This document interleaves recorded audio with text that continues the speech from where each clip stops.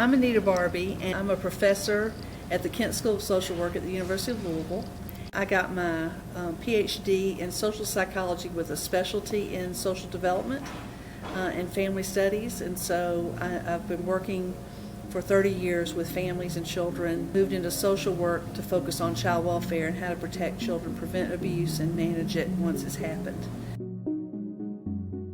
In terms of child development, what we've been talking about more recently with Prevent Child Abuse Kentucky is how to prevent child sexual abuse. While historically people have focused on stranger danger and don't ask, don't tell, trying to have the children be geared up to stop a predator from hurting them sexually, the Centers for Disease Control and other organizations around the country have found is that it's probably better to focus the messages about child sex abuse with adults, helping parents and youth workers and child care providers and teachers and others who are in the lives of young people to know kind of the warning signs of predators and how to protect our young people from them so that they will be safe.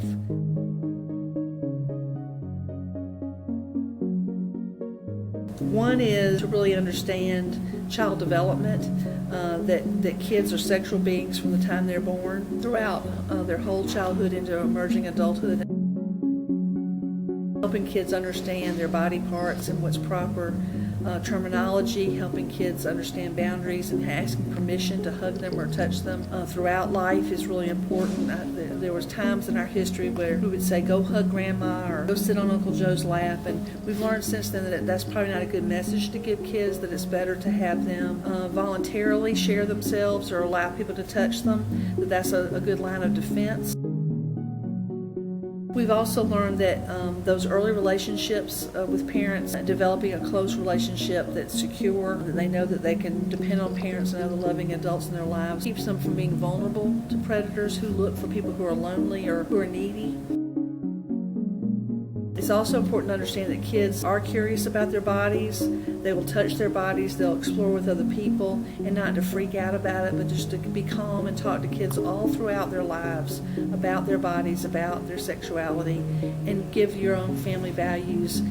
to give the context of what's going on with their bodies sexually as they develop. You don't have to just have a talk one time in their whole lives about sex that can protect them, but that needs to be an ongoing conversation about how to respect themselves and others. So something that parents can do is kind of look at where their children are, to know the organizations that they're involved in, know the people that are working with them, make sure that those organizations have checked the criminal records of the people, their employees. Kids aren't allowed to be alone with adults. The doors are kept open, windows are on doors, and the children are always there's always watchful eyes of multiple adults on them at all times.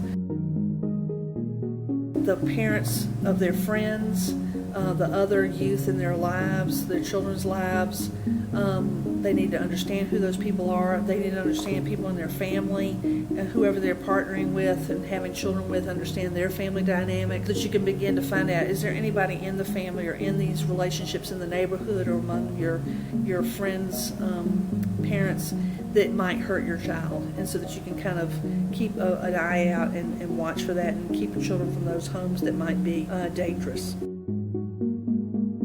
It's also important for us to protect girls in particular. Society is over-sexualizing girls. It's important to help girls stay young and innocent as long as possible and not dress them in outfits that say juicy on their rear ends, because that just kind of sexualizes them and makes them think the only thing that's important about them is how pretty they are or how sexy they are. And we don't want to give those messages to young girls. It's already kind of everywhere in the culture, so if parents can kind of protect that, it also helps them as they develop to not be attractive to these older boys. If they think that the girl's a target, or that they're kind of throwing off those vibes, it's not to blame the girl if anything ever happens to her, but parents can kind of serve with that protection so that those predators won't single them out.